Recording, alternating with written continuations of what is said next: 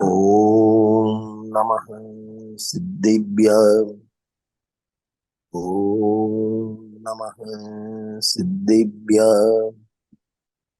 ઓમ નમઃ સિદ્ધિભ્ય. ઓમ શુદ્ધાત્મને નમઃ. નમો અર્હંતાણં. નમો સિદ્ધાણં. નમો આયર્યાણં. નમો ઉવજ્જાયાણં. નમો લોહી સૌવસાહુણં. સકલ કર્મનો ક્ષય કરી પામ્યા સ્વયં સ્વભાવ. સર્વ જ્ઞાની પરમાત્મને નમો કરી બહુભાવ. ઇષ્ટોપદેશ ગ્રંથની આપણે જે વીકલી સ્વાધ્યાય ચાલે છે એ ક્રમમાં આપણે ગઈ વખત સુધી આપણે 42 નંબરની ગાથા એની ચર્ચા આપણે ચાલતી હતી. હું પહેલા કાઢેલો ઇષ્ટોપદેશ. હા, 42 નંબરની ગાથામાં જે જ્ઞાની ધર્માત્મા મુખ્યતઃ મુનિરાજની વાત છે એ જ્યારે ઉપયોગ સ્વરૂપમાં ડૂબે, લીન થાય એ વખતે એને બહારના ના સંયોગોના વિકલ્પ રહે, ના સંયોગી ભાવના વિકલ્પ રહે, ના શરીરના વિકલ્પ રહે. 3 વાત કે ના આત્મ સંબંધી વેદ જ્ઞાન સંબંધી કોઈ વિકલ્પ રહે. અરે વેદ જ્ઞાન સ્વને પરના વેદ જ્ઞાનની વાત દૂર, હું એક ચૈતન્ય ભાવ છું, ધ્રુવ તત્વ છું, અરિયંતના જેવો દ્રવ્યગુણ પર્યાય વાળો છું. એવા વિકલ્પ જે પ્રાથમિક ભૂમિકામાં હોય એ અનુભવ વખતે એ વિકલ્પો હોતા નથી. એની ચર્ચા આમાં 42 નંબરની ગાથામાં કરેલી છે. ગઈ વખતે બેનનો પ્રશ્ન મુખ્ય ગૌણ લયમાં જે લાગે અને ઉપયોગ અને લબ્ધ એ છે બેન છે. હાજી હાજી. હા, તો લબ્ધ અને ઉપયોગ એ તો જ્ઞાનની પર્યાયનો મતિશ્રુત જ્ઞાનનો ભેદ છે. એક વાત મતિ સમજો ધ્યાનથી થોડું. એ બેન નામ તો ખબર નથી મને એમનું. સંગીતાબેન. સંગીતાબેન, અચ્છા. તો હવે જે નયના ભેદ છે ખાલી શ્રુત જ્ઞાનમાં પડે, પહેલા નંબરની એક વાત. અને લબ્ધ અને ઉપયોગ મતિ શ્રુત જ્ઞાન બંનેમાં પડે. ખ્યાલ આવ્યો ને? નયના ભેદો ખાલી 5 જ્ઞાનમાંથી શ્રુત જ્ઞાનમાં જ પડે. જ્યારે આ લબ્ધ અને ઉપયોગ ભાવેન્દ્રિયમાં મતિ જ્ઞાન શ્રુત જ્ઞાન બંનેમાં પડે. હવે જો બંને તમે એક ગણો તો બંનેમાં નહીં માનવી પડશે તમારે. મતિ જ્ઞાનમાં પણ નહીં માનવી પડશે. એક વાત. બીજી તમને ન્યાય આપું એક. જ્યારે ઉપયોગ આત્મામાં જાય, બરાબર, ત્યાં તો નય છે જ નહીં. એ તો આત્માનો અનુભવ રૂપે છે. નય ક્યાં ત્યાં? તો ઉપયોગ રૂપ વેપાર તો છે પણ નય નથી. 2 વાત. ત્રીજી વાત, જયારે ઉપયોગ બહાર આવે અને પર પદાર્થને જાણે, એમાં પણ નય ઉપયોગ રૂપ વેપાર છે પણ નય નથી ત્યાં. નય તો નિરૂપણમાં લાગે.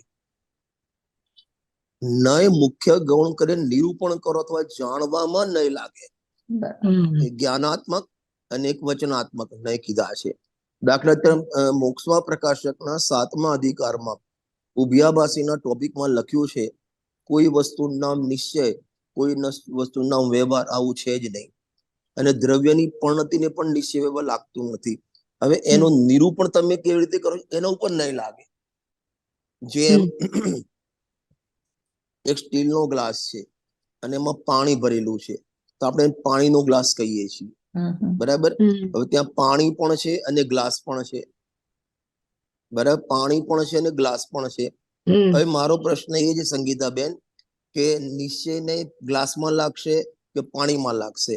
અને વ્યવહારને પાણીમાં લાગશે, ગ્લાસમાં લાગશે? બંનેમાં નહીં લાગશે વિષયને અને વ્યવહારને, ક્યોંકि બંને વસ્તુમાં નહીં હા, લાગે, એના એમાં નિરૂપણમાં નહીં ના લાગે, નહીં તો નિરૂપણમાં લાગે. ખ્યાલ આવે? તમે ગ્લાસને જાણો છો, એ વખતે નહીં તમે ખાલી ગ્લાસ છે એમ જાણો છો, તો નહીંની જરૂર નથી ત્યાં. બરાબર છે. હવે એ વખતે જાણો છો તો ઉપયોગરૂપ વેપાર છે તમારો ત્યાં.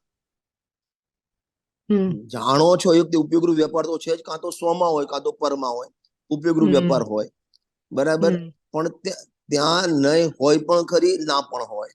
એનાથી નક્કી થાય છે કે નહીં જ્ઞાન જુદું છે અને લબ્ધ ઉપયોગ જુદું છે. ખ્યાલ આવે છે ને?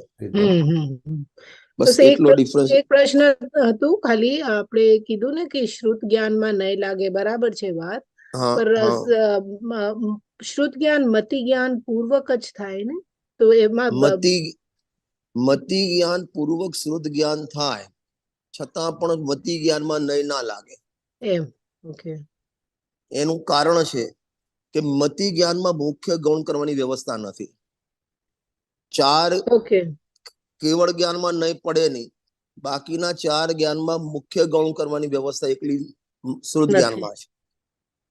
મુખ્ય ગૌણ કરવાની તમને ખ્યાલ આવે છે? જેમ પહેલા અત્યારે આપણે આ ટચ સ્ક્રીન કેમેરા આવી ગયા, પહેલા કેમેરા પેલા નોકિયા ના આવતા હતા. આજથી હું 15-20 વર્ષ પહેલાની વાત કરું છું. એમાં પણ ફોટો પડતા હતા અને આમાં પણ ફોટો પડે છે, પણ આમાં તમે ઝૂમ કરી શકો, પેલામાં ઝૂમ કરવાની વ્યવસ્થા નહોતી, ફોટો પડતો હતો. એ કેમેરામાં ફોટો તો એ મોબાઈલમાં ફોટો તો પડતો હતો, એમાં ઝૂમ કરવાની વ્યવસ્થા નહોતી. આ ઝૂમ કરવાની વ્યવસ્થા ટચ સ્ક્રીન મોબાઈલમાં છે. બસ એ રીતે આ મુખ્ય ગૌણ કરવાની વ્યવસ્થા ખાલી શ્રુત જ્ઞાનમાં છે, પેલા જ્ઞાનમાં નથી. બરાબર ને? એટલે તમારો પ્રશ્ન જે હતો મૂળ તો કે લબ્ધ ઉપયોગ અલગ વસ્તુ છે અને નય જ્ઞાન અલગ વસ્તુ છે. ભલે શ્રુત જ્ઞાનમાં ઉપયોગ અને લબ્ધ રૂપ હોય, પણ નયનો વેપાર જ્યારે તમે એનો પ્રયોગ કરો ત્યારે થાય, દર વખતે ના થાય. ખ્યાલ આવ્યો ને? નય તો નિરૂપણમાં લાગે છે.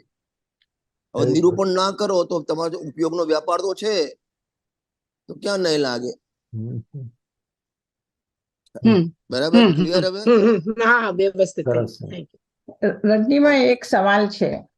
હાજી.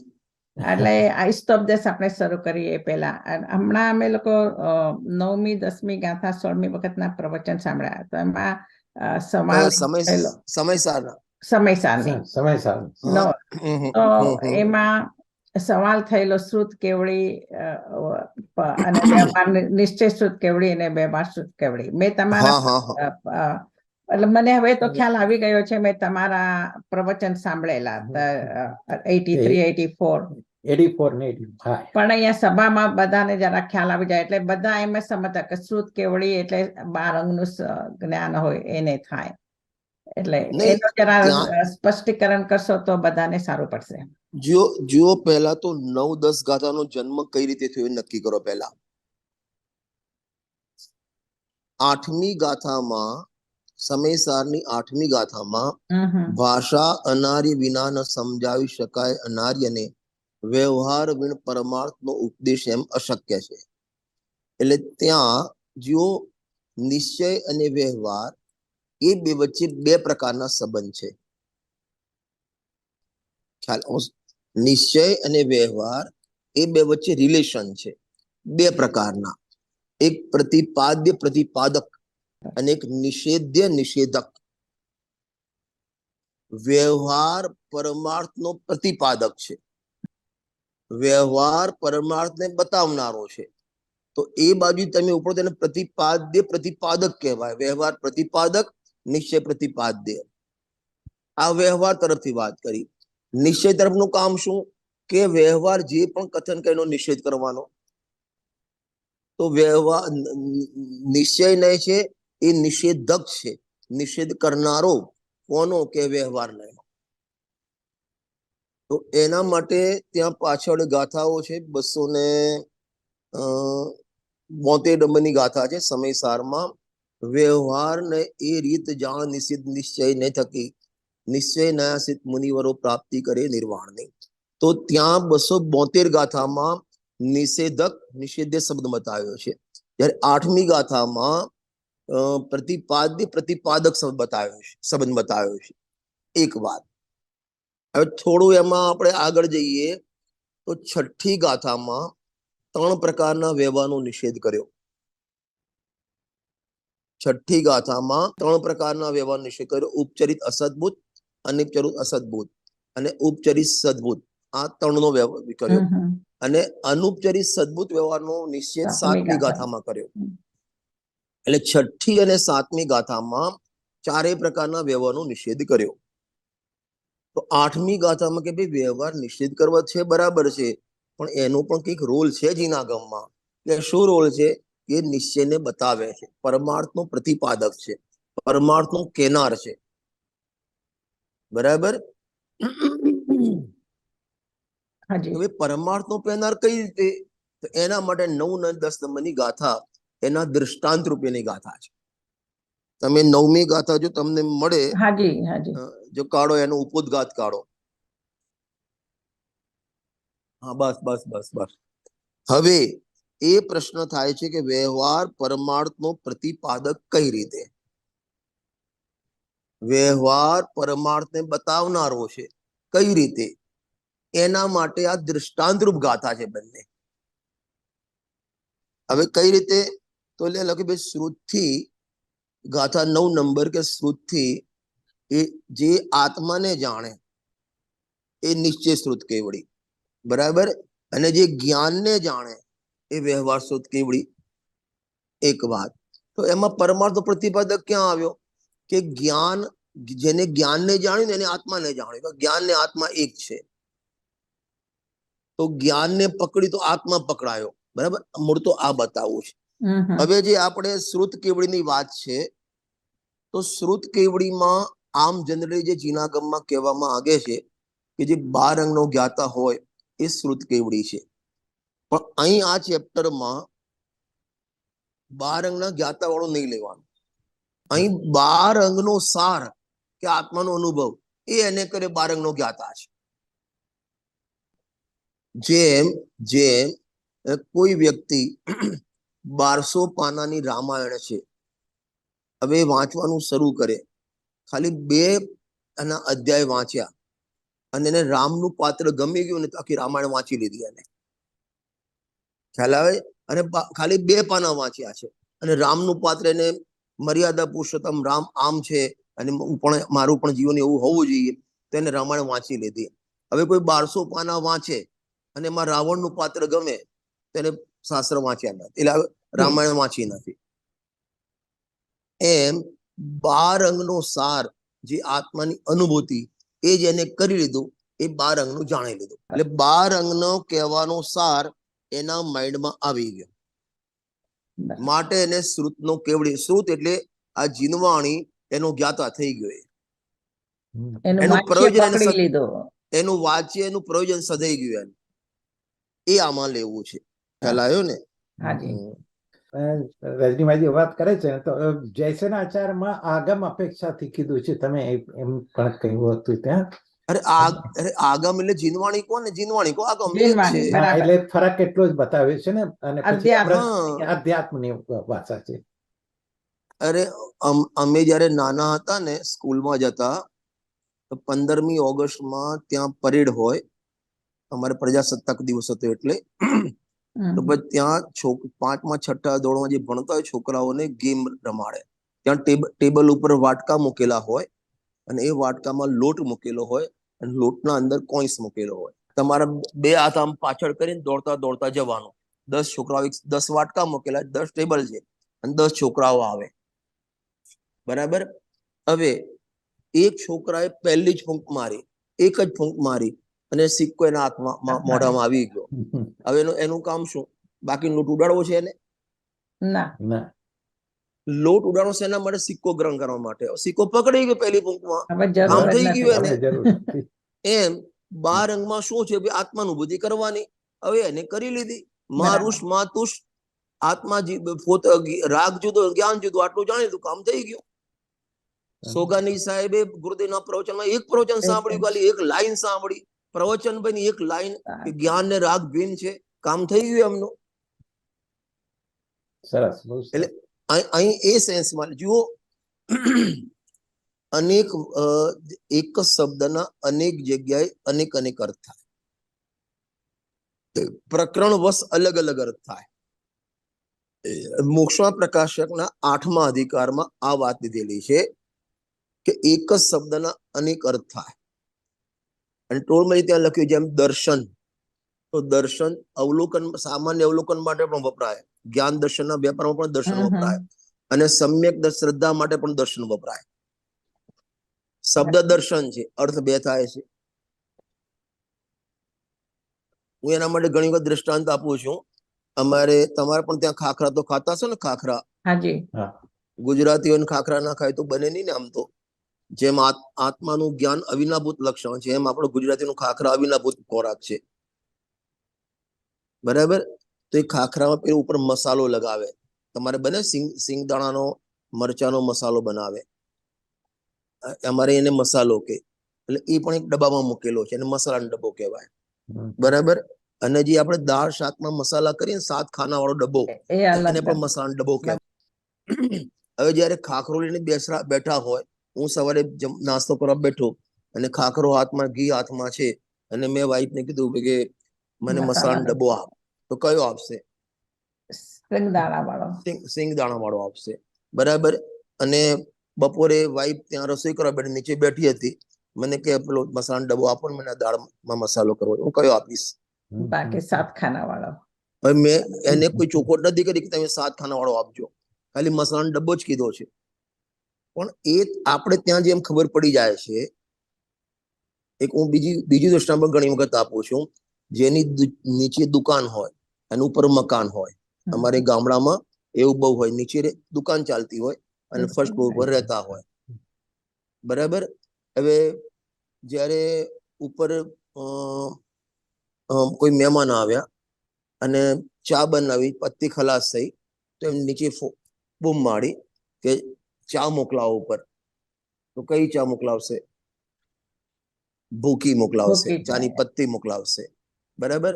અને નીચે શેઠના જોડે કોઈ મહેમાન આયા હોય, પંડિત, અને ચા મંગાવે કે ચા મોકલજો, કઈ આવશે? પત્તી વાળી. બંનેમાં ચા મોકલજો. હવે જેન્ટ્સ ચા મોકલજો એમ બોલે તો બનેલી ચા આવે, અને લેડીઝ ચા મોકલજો એમ બોલે પત્તી વાળી ઓકે આવે. ખ્યાલ આવે છે ને? એમ અહીં શ્રુત કેવડીમાં પણ આપણે અર્થ એ રીતે કરવાનો છે, બરાબર ને? ચોથું ગુણસ્થાન હોય તો બી શ્રુત કેવલી કહેવાય, બરાબર? હાજી, હાજી. એમાં ચોથું ગુણસ્થાન હોય તો બી શ્રુત કેવલી કહેવાય. અરે શ્રુત કેવડી કહેવાય એટલે શ્રુત પણ પેલો શ્રુત કેવડી તમારે નહીં લેવાનો. ખ્યાલ આવ્યો ને? હાજી ભાઈ, મારું કેવું એમ છે, તો તમે 10મી ગાથામાં આપણે કહીએ કે 12 અંગનો સાર છે, તો પછી 9મી ગાથામાં બી જે શ્રુત થી આત્મા જાણ્યો, એ પણ 12 અંગનો સાર જ છે. બેમાં તો ફરક શું રહ્યો? એટલે એને 12 અંગનો સાર જે હતો એને જાણી લીધો શ્રુતના દ્વારા. હા, એટલે એ તો બરાબર ને, નિશ્ચય શ્રુત કેવડી કહ્યું ને ત્યાં. હા, બરાબર છે ને, ક્યાં ના છે? હા, તો પછી 10મીમાં ફરક શું છે? 10મીમાં ફરકમાં શ્રુતના દ્વારા આત્માને જાણે 9મી ગાથામાં, અને 10માં શ્રુત જ્ઞાનને જાણે. એમાં ભેદ પાડ્યો માટે વ્યવહાર.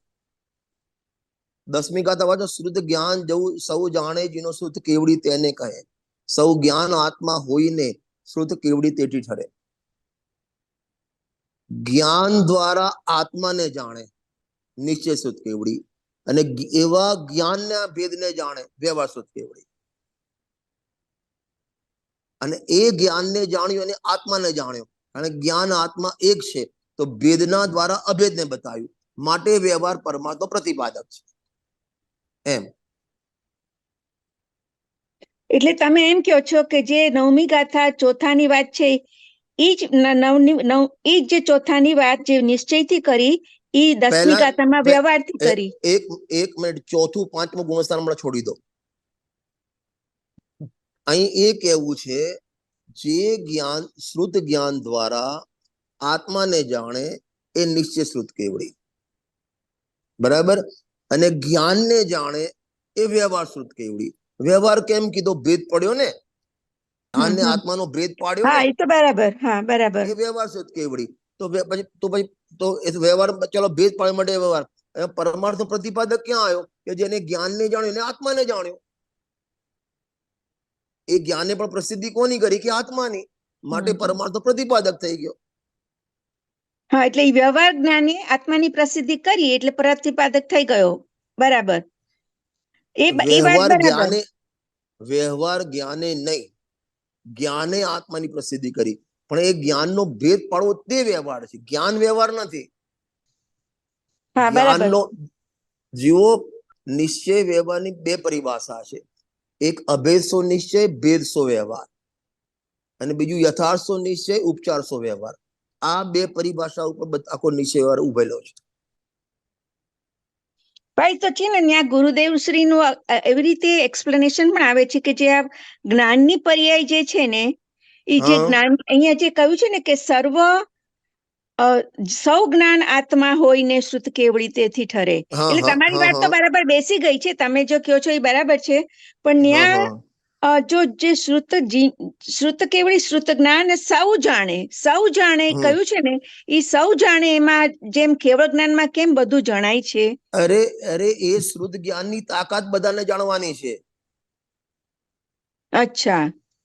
એ ભલે કેવળ જ્ઞાનમાં વ્યક્ત છે, પણ તારા જ્ઞાનની તાકાત તો છે ને. સર્વ શ્રુત જ્ઞાન કેવું કે સર્વને જાણે એવી તાકાત વાળું શ્રુત જ્ઞાન, એને જાણે એમ અર્થ લેવાનો. સર્વને જાણવાની કેપેસિટી વાળું જ્ઞાન એને જાણે એ વ્યવહાર શ્રુત કેવળી. બરાબર. મારો પ્રશ્ન છે કે ગાથામાં આવે છે કે જ્ઞાનની પર્યાયને જે જાણે તેને વ્યવહાર શ્રુત, એ જ્ઞાનની પર્યાય કહેવાથી શું કહેવા માંગે છે? અરે જ્ઞાનની પર્યાય એટલે કે જો તમે છોકરાને આંગળી પકડીને તમારું મંદિર લઈ જાઓ, એને આંગળી પકડી મમ્મી પકડી છે, બંને પકડે છે એકબીજા, બંને નથી પકડ્યું. છોકરાએ મમ્મીને પકડી છે, એના મમ્મીને પકડી કે એની આંગળી પકડી છે. અચ્છા, આંગળી પકડી છે, મમ્મીને પકડી છે, મમ્મીને હેલો, ભેદથી કહો તો આંગળી પકડી છે. અંગી થઈ ગયો, અંગીને પકડી. હા, ભેદથી કહો તો આંગળી પકડી છે, અભેદથી કહો તો મમ્મીને પકડી છે. ઓકે. કારણ કે એ આંગળી અને મમ્મી જુદી નથી, એમ જ્ઞાન ને આત્મા જુદા નથી. તો આત્માને જાણે નિશ્ચય શ્રુત કેવળી, જ્ઞાનને જાણે તો ભેદ થઈ ગયો, માટે વ્યવહાર. અચ્છા, એ રીતે એટલું. ઓકે. હા, એમ એ ભેદ થયો માટે વ્યવહાર, જ્ઞાન વ્યવહાર નથી.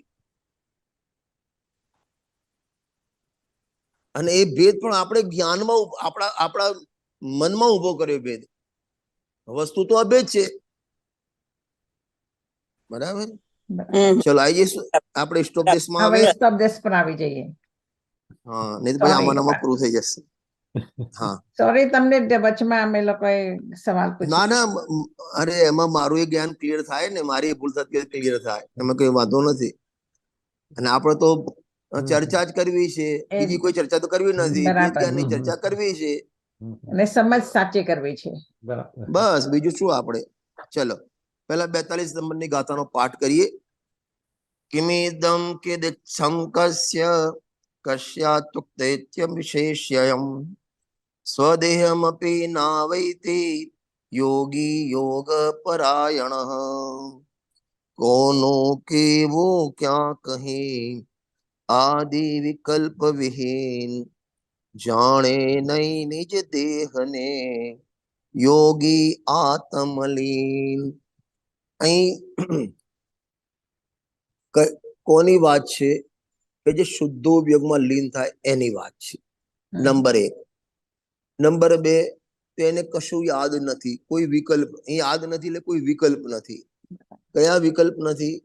કે પહેલા આત્માનો શુદ્ધોપયોગ થયા પહેલા જે આત્મ સંબંધીના, દ્રવ્ય ગુણ પર્યાય સંબંધીના, અનંત શક્તિ સંબંધીના, દ્રવ્ય ક્ષેત્ર કાળભાવ સંબંધીના જે વિકલ્પો ઉડતા હતા એ વિકલ્પ ત્યાં નથી. એક વાત. બીજું શું નથી? કે પ્રમાણ નય નિક્ષેપના વિકલ્પો નથી ત્યાં. કારણ કે પહેલા સમયસારની 13 નંબરની ગાથામાં ત્યાં લખ્યું, સર્વાત્માના આત્માને જાણવા માટે પ્રમાણ નય નિક્ષેપથી આત્માનું સ્વરૂપ જાણે. પણ જ્યારે નિર્વિકલ્પ અનુભવ થાય ત્યારે એ કોઈ પ્રમાણ નય નિક્ષેપના વિકલ્પ રહેતા નથી. તો અહીં એ મેં કેવા વિકલ્પ કર્યા હતા, શું ધ્યાન કર્યું હતું, એ બધું કોઈ અનુભવ વખતે એકલો આત્માનો આનંદ રસ પીવે છે. જે સોગાને સાહેબે કીધું ને, જેમ ગન્ને કા રસ, શેરડીનો રસ ઘટ ઘટ ઘટ આમ પીવે, એમ એ અતિન્દ્રિય આનંદના રસના ઘૂંટડા પીવે છે. બાકી કઈ વસ્તુ આખી દુનિયા એનું યાદ નથી એને. એક વાત. હવે ત્યાં ગાથામાં લખ્યું, હવે આત્મ શબ્દના વિકલ્પ નથી તો એને પર સંબંધીના, શરીર સંબંધીના, સંયોગ સંબંધીના, વેપાર ધંધા સંબંધીના વિકલ્પ ક્યાંથી હોય? એ ક્યાંથી સ્મરણમાં આવે? અને ટોળમલ સાહેબ આપણે ગઈ વખતે જોયું હતું, રહસ્ય પણ ચિઠ્ઠીમાં લખ્યું છે કે સ્વરૂપ ધ્યાનીને કાન ઉપર 4 શબ્દો પડે છે એ પણ ખબર નથી એને. એટલે ખબર નથી એટલે ત્યાં ઉપયોગ નથી. ઉપયોગ એટલે એ ઉપયોગ સ્વરૂપમાં ડૂબેલો છે. તો એ વખતે પર સંબંધીનું જ્ઞાન લબ્ધ રૂપે છે.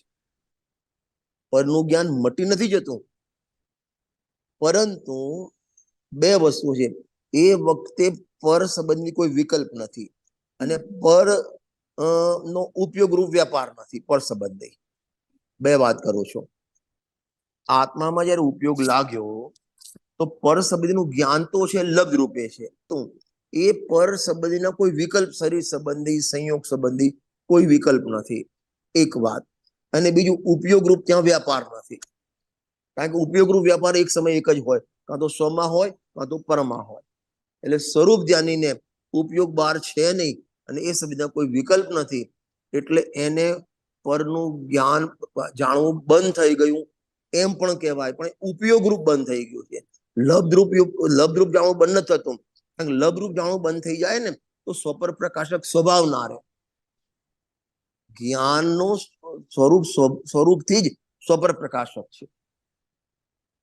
નાટક સમય બહુ સરસ છંદ લખ્યું સર્વશ્રેષ્ઠ જ્ઞાન અધિકારમાં, જ્ઞાન કો સહજ ગેયાકાર રૂપ પ્રણમે, यद्यपि तदपि ज्ञान ज्ञान रूप रहो है, गे गे रूप यह अनादि की मरजाद, काहु वस्तु काहु को स्वभाव नहीं गयो है. એ જ્ઞાન ગેયાકાર થાય ને, પરને જાણે ને, એ તો જ્ઞાનની બ્યુટી છે, એ તો જ્ઞાનની શોભા છે. અને પરનું જાણવું એ બંધનું કારણ નથી, મોહ બંધનું કારણ છે. પ્રવચન સારમાં 41, 42, 43, 44, 45 આ ગાથામાં બંધનું કારણ રાગ છે, મોહ છે. જ્ઞાન બંધનું કારણ નથી લખ્યું છે. અને જો જ્ઞાન બંધનું કારણ હોય ને તો સૌથી વધારે બંધ કેવડી ભગવાનને થાય. આખું લોકાલોકનું જ્ઞાન છે. એટલે જ્ઞાન બંધનું કારણ ના હોય. એટલે સ્વરૂપમાં ઉપયોગ જ્યારે લાગે તો પરનું જાણવું બંધ થઈ જાય. જે સૂત્ર છે ને, આદરણીય લાલચંદભાઈનું સૂત્ર છે કે હું જાણનાર છું, કરનાર નથી. જાણનાર જણાય, ખરેખર પર જણાતું નથી. એટલે ત્યાં ઉપયોગ જયારે જાણવામાં લાગ્યો ને તે વખતે પરનો વ્યાપાર બંધ થઈ ગયો. એને કહેવાય પર જણાતું નથી. પરનું જ્ઞાન બંધ નથી થતું. સાંભળજો ધ્યાનથી. એ જ્ઞાનનું પણ એ વખતે કેવું જ્ઞાન? ઉપયોગ રૂપ જ્ઞાન ના હોય, લબ્ધ રૂપે જ્ઞાન. અને જયારે ઉપયોગ બહાર આવે, પરમાં પ્રવર્ત થાય, પર પ્રકાશમાં પ્રવર્ત થાય, એ વખતે આત્માનું જ્ઞાન મટી નથી જતું. અને આત્માનું જ્ઞાન મટી જતું અજ્ઞાની થઈ જાય. પણ એ વખતે આત્માનું જ્ઞાન લબ્ધ રૂપે ચાલે છે. આટલું આપણે મગજમાં રાખવું જોઈએ. એટલે અહીં કહે છે કે જયારે સ્વરૂપ ધ્યાની હોય એને કોઈ પ્રકારના બાહ્ય વિકલ્પો, બાહ્યમાં એટલે લખ્યું છે કે જ્યાં આત્માના વિકલ્પો રહેતા નથી, ભેદ જ્ઞાનના વિકલ્પ રહેતા નથી, તો શરીરના વિકલ્પો, સંયોગોના વિકલ્પો, ખાનપાનના વિકલ્પો ક્યાંથી રહે? એની વાત જ આપણને જોજો, તમે બધા હું પણ આવી ગયા એમાં. આપણે વર્તમાનમાં જે ખાનપાન વિષય ભોગ કરીએ છીએ ને, એ સંબંધીના વિકલ્પો ભોગવતા, જે તમે આજના ટુડે તમે ભોગવી રહ્યા છો, એમાં વિકલ્પો કરો છો એના કરતા 10 ગણા 15 ગણા વિકલ્પ ભૂતકાળ ને ભાવિના ભોગો જે વર્તમાનમાંથી એના વિકલ્પ કરીએ છીએ આપણે. આમ કર્યું હતું, અમે આ સાડી લીધી હતી, આમ પહેરી હતી, હવે આમ કરીશ, હું ત્યાં જઈને આ સાડી પહેરીશ, આ દાગીના પહેરીશ, આ કપડા પહેરીશ, આમ કરીશ, આ ખાઈશું, પરમ રવિવારે આ બનાવીશું. આવા એના ભૂતકાળ ને ભાવિના જે વિકલ્પો અનર્થકારી છે, વર્તમાનમાં કોઈ કાર્યકારી નથી, છતાં પણ આપણે કરીએ છીએ. इनको कैसे छोड़ना, हाँ इनको कैसे छोड़ना। અને ગજબની વાત તો એ છે કે એમાં આપણે સમયસારની 388-89 નંબરની ગાથા છે. ત્યાં તે ફરી એ બાંધે અષ્ટવિધના કર્મને દુઃખ બીજને, અને આ રીતે આપણે 24 કલાક 8 કર્મ બંધ કરીએ છીએ અને નવા દુઃખના બીજના વાવેતર કરીએ છીએ.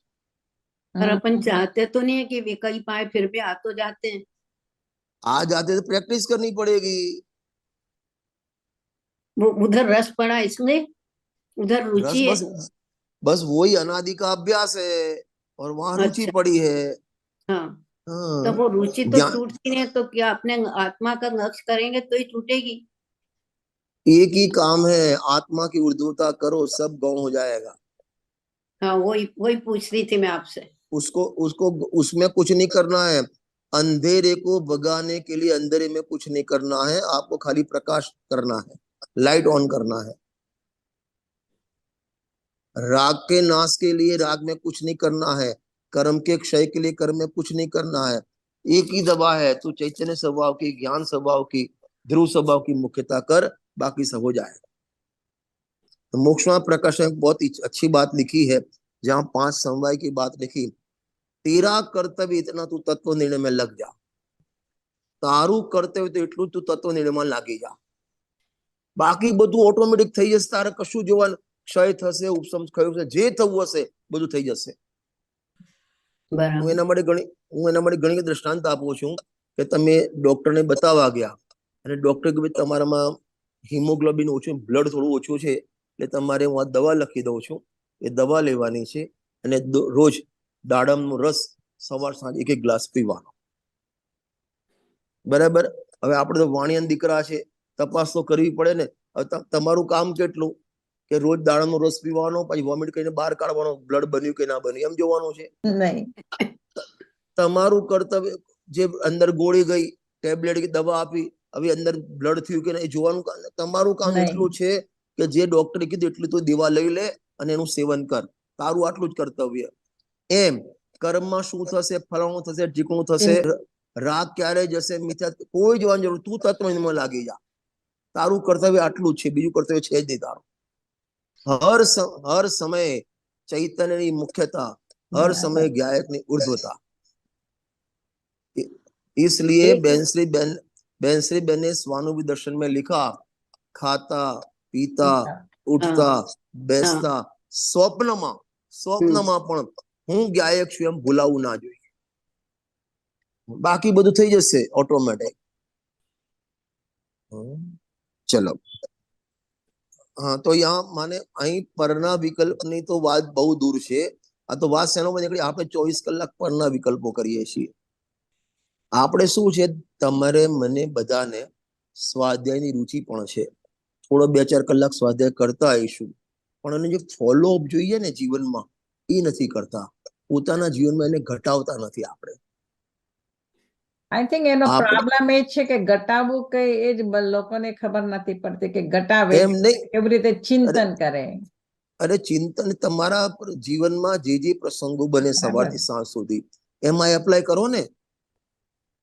આ તો તમને આ જીવવાની તો દિશા સૂચક છે. કામ તો આપણા જીવનમાં જે ઘટનાઓ બને એમાં કરવાનું છે. જેમ ત્યાં સમયસારમાં ગાથાઓ લખી 36-37 સંબંધની ગાથા, મોહાદી તે મારા નથી, ઉપયોગ કેવળ એક હું, તે જ્ઞાનને ગાયક સમયના મોહ નિર્મમતા કહે. તો ત્યાં લગે મોહ શબ્દ બદલીને બીજા 16 સૂત્રો બનાવવા. ક્રોધ, માન, માયા, લોભ, હાસ્ય, એ તો બધા હતા. હવે આપણે એના આપણા જીવનમાં જે થાય એ લગાવો ને. આપણે 1600 સૂત્ર બનાવો ને એના. આચાર્ય દેવ 16 લખે, આપણે 1600 બનાવો સૂત્ર. અને સૂત્ર લખવાની જરૂર નથી. તમારા જીવનમાં જયારે ઘટે 37 સંબંધની ગાથા લખી, ધર્માદિ તે મારા નથી, શરીર મારું નથી, કર્મ મારા નથી, રૂપિયા મારા નથી, ગાડી મારી નથી, લાડી વાળી નથી. જે તમારા સંગમાં જેમાં તમને અહમપણું થતું હોય ને એ જ સૂત્ર લગાવો, આ મારું નથી, હું તો એક ગાયક ભાવ છું. પ્રેક્ટિસ કરવી પડશે આની. અભ્યાસ બારંબાર કરના પડેગા. ખાલી તમે ગાથા યાદ કરી લો એમ નહીં. ગાથા તો તમને એક જાતનો આઈડિયા બતાવ્યો છે. તમારે તમારા જીવનમાં આચાર્ય ધર્માદી લખ્યું તો આપણે લખો. 12માં કીધું શું તમારી શૈલી પ્રવચનની આ શૈલી મારી નથી, હું એક ગાયક ભાવ છું, લગાવતા જાઓ. તમને કોઈ કીધું શું તમારું રૂપ છે, તમારા શું વ્હાઇટ સ્કિન છે, ફલાણું શું બોડી સિમેટ્રિકલ છે, આ રૂપ મારું નથી, વાળ મારા નથી, શરીર મારું નથી, સંયોગ મારું નથી, અમેરિકા મારું નથી, લગાવતા જાઓ. કેટલું બધું લગે આમાં. તો આ અભ્યાસ કરવો પડશે. અને આપણામાં જે ખામી છે ને, આની ખામી છે, જેને હું મારી ભાષામાં પ્રાસંગિક ભેદ જ્ઞાન. તમારા જીવનમાં જે પ્રસંગો ઘટે એમાં ભેદ જ્ઞાન કરો. અને આપણા તો ગુરુદેવ આદર્શ છે આપણા માટે. એમના જીવનમાં જે ઘટનાઓ ઘટી બધામાંથી એમને અધ્યાત્મ કાઢ્યું. એમના ઉપર લેટર આવ્યો કાનજી સ્વામી પાપી છે. બપોરે પ્રવચન કે આજે એક પોસ્ટકાર્ડ આવ્યું છે કે કાનજી સ્વામી પાપી છે. એટલે કે એને બરાબર લખ્યું છે, સાચું લખ્યું છે કે અમે અધ્યાત્મ રોજ પોતે પીએ છીએ, બીજાને પાઈએ છીએ, માટે પા અને પી પાપી છીએ. આપણે લગાવો ને એ રીતે. આપણને તો ફાયદો થાય. એમને ખાલી સાંભળી જવું, 2 કલાક બેસી જવું, એ કોઈ એની કિંમત નથી. એ તો આપણે આપણું ધારણા જ્ઞાન, મેમરી પાવર વધારે છે. ખાલી જે મોબાઈલમાં જીબી વધે, 3 GB 4 GB 4 GB, એ તમે જીબી વધાર્યું છે, ઉપયોગ નથી કરતા આપણે. આ બધી આ મુદિરાજની જેમ આપણે પ્રેક્ટિકલ ગાથા આપણા જીવનમાં ઉતારવાની છે. આમને લગે ભાઈ સ્વરૂપ ધ્યાની ને બહારનો કોઈ વિકલ્પ રહેતો નથી. આપણે ઉતારો જયારે આપણે ખાવામાં એવા તલ્લીન થઈ જઈએ છીએ, બહાર શું થાય ખબર નથી પડતી આપણને. એ ટીવી જોવામાં, પિક્ચર જોવામાં 3 કલાક ક્યાં જાય ખબર નથી પડતી. થઈ નથી તલ્લીન. આપણે 2 કલાક બહાર ફરવા જઈએ અને ક્યાં 2 કલાક ગયા ખબર જ નથી પડતી. તો તલ્લીન થઈ એમાં તલ્લીન થવાનું છે. પેલા મોબાઈલમાં આમ કે ગેમ રમતા હોય એવું તલ્લીન થઈ જાય. બાજુ આ થાળીમાંથી કૂતરું રોટો લઈ જાય ખબર ના પડે. એવી દશા જ્ઞાની ધર્માત્માની છે. એને કશું યાદ નથી રહેતું. અરે બની શકે તમારા ત્યાં મુનિરાજનો આહાર થાય, નવધા ભક્તિ થઈ જાય, આહાર દાન થઈ જાય, અને તમે આમ સારી 10 પકવાન ખવડાવે મુનિરાજને. મુનિરાજ પછી જંગલમાં નીકળી ગયા, બીજા દિવસ તમને મળે ને તમે નમોસ્તુ કરો મુનિરાજ, તમને એમ થાય મુનિરાજ કહેશે કાલ મજા આવી ખાવાની. તમે મુનિરાજ કે સાહેબ નમોસ્તુ ઓળખી મને કે કાલ આહાર કે મને ખબર નથી. યાદ ના રે કોણ આહાર આપવાનો, કોણે શું આહાર કર્યો એ પણ યાદ નથી, અને કોને આહાર આપ્યો એ પણ યાદ નથી. એને કહેવાય કોને કેવું ક્યાં આદિ, કોઈ વિકલ્પ નથી એમને. અને આપણને 6 મહિના પહેલા ખાધું હોય એના હજી ભોગ હજી યાદ છે આપણને. અને પછી એ ભોગોને યાદ કરે અને પાછું પેલો મેરેજ એનિવર્સરી ની, બર્થડે ને, બર્થડે ને કેટલા બધા પાપના એ કરે. એટલે બોલો એ મેરેજ એનિવર્સરી કરવાના, એ 25 વર્ષ પહેલા જે પાપ કર્યા તેને વર્તમાનમાં પાછું ઉજવવાના, રૌદ્ર ધ્યાન કહેવાય. એ વખતે તે પાપ કર્યા હતા અને પાપમાં મજા, આનું નામ રૌદ્ર ધ્યાન છે. અને પાછું એને મનાવે, નાચે, ગાય. આ નરકના લખ્યું રૌદ્ર ધ્યાનના ફળમાં નરકમાં જાય. આપણા પરિણામ આપણે વિચારવા.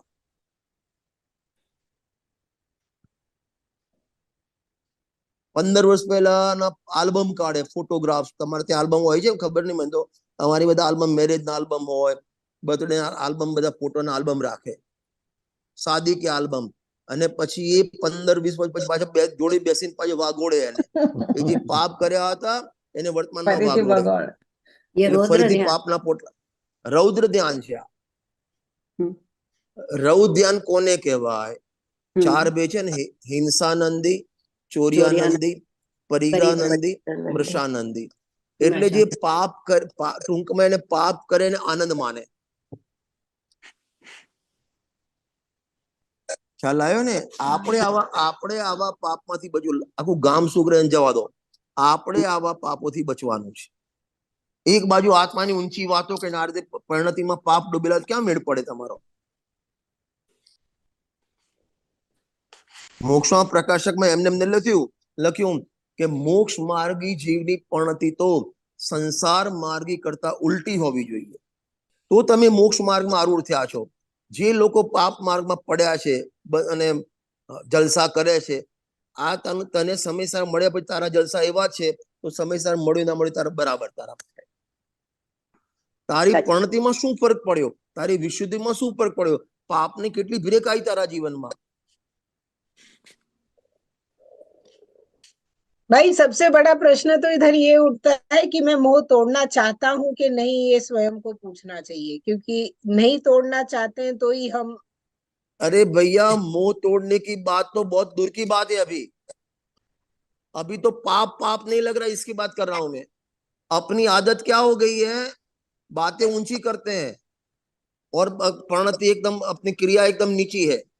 माफ करना, मैं थोड़ा कड़क बोलता हूँ जोड़ा। नहीं नहीं, बराबर है। एवा चापका ज आपशो त्यारे असर थशे। अच्छा बराबर है, पर वो भी प्रश्न खुद ही को अच्छा पूछना है कि मुझे तोड़ना भी है कि नहीं, पाप परिणति। अरे भैया, पहले बड़े बड़े पाप तो तोड़ो, और एक्चुअल में यदि आत्मा अच्छा लगे ना, आत्मा अच्छा लगे तो पाप में ब्रेक आए बिना रहे नहीं, और पाप में ब्रेक नहीं आती तो आत्मा अच्छा लगा ही नहीं है। ए जैसे आम पकती है ना तो ऊपर का छिलका पीला हो जाता है, करना नहीं पड़ता। और थोड़ा कड़क बोलो ना, माता को बच्चा होता है ना तो उसके स्तन में दूध भरना नहीं पड़ता, ऑटोमेटिक छलकता आ है, जाता है। नहीं बराबर, वो बाहर से इंजेक्शन नहीं लगाना पड़ता। आपके पास सब उदाहरण सटीक है जो एकदम नहीं बैठ सटीक जाए। नहीं, बात सही है कि नहीं? अपन सही अपनी है। पणती सोचो, कौन क्या करता है उससे कोई मतलब नहीं, नहीं है। नहीं, वही अपन क्या प्रश्न करते हैं वो है। देखो, अपने पापों में ब्रेक लगी है कि नहीं लगी है। जो योग सार में एक गाथा है, पाप ने तो पाप कहे सकजो कोई, पुण्य तत्व पर पाप छे कहे अनुभव कोई। माने ज्ञानी धर्मात्मा पुण्य को भी पाप कहता है। मैं तो उससे पुण्य तो पाप है, वो बहुत दूर की बात है। तेरे को जी पाप भी पाप नहीं लगता, तो पुण्य पाप है, कहां की बात आई तेरे लिए?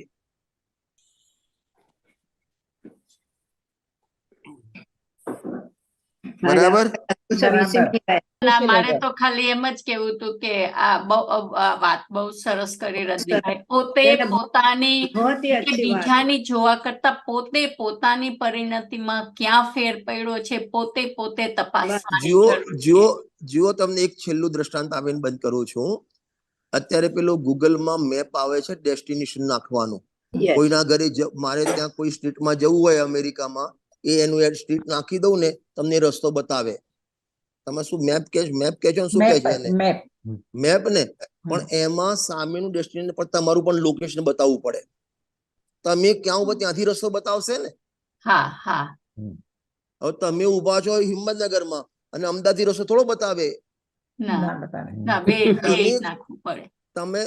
તમે ક્યાં ઉભા તમારું લોકેશન બતાવવું પડે અંદર। એમ તમારે જવું છે મોક્ષપુરીમાં, પણ તમે ક્યાં ઉભા નક્કી કરો ને પહેલા। તમારું લોકેશન તો તમારી પણતીનું, તમારી આચરણનું લોકેશન નાખો પહેલા, તમે ક્યાં ઉભા છો, પછી બતાવશે ભાઈ મોક્ષમાં આ રસ્તે જવાય। બરાબર।